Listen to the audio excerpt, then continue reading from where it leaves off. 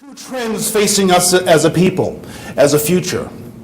And two trends that when I open a newspaper, all of us are old enough to actually remember newspapers. Younger people don't do that. They open up their iPads. But I remember opening up a newspaper and I see two trends. And the world is naturally marching forward towards a worldwide movement, a global planetary world. And I see that in the form of, well, in the form of the internet. What is the internet?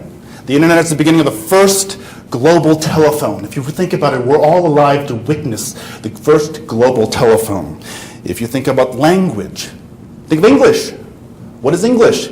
English is the #1 language of business. It is the lingua franca, sorry to use a big word, but it is the lingua franca of science, of technology, and it is the #1 second language in the world.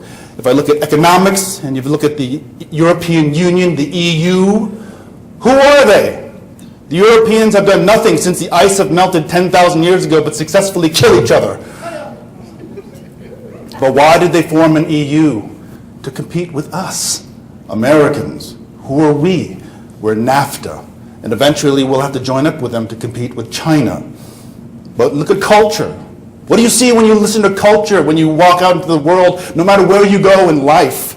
You hear rock and roll music, you hear hip-hop music, you hear soul music.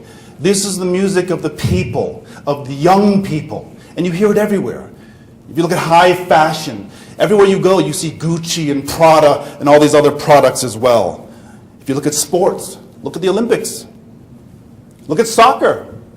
Soccer was a tribal initiation rite that's now become a global tribal initiation rite. And it truly is a way for the world to come together through sports.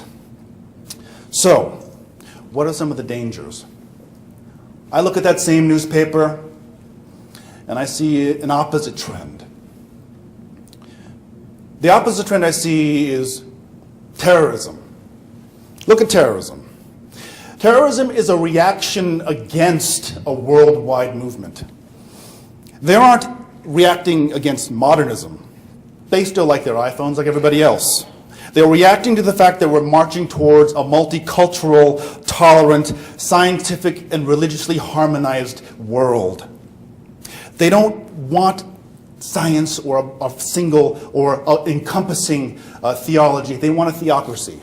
They don't want multiculturalism. They don't want different races. They want monoculturalism. So who's going to win?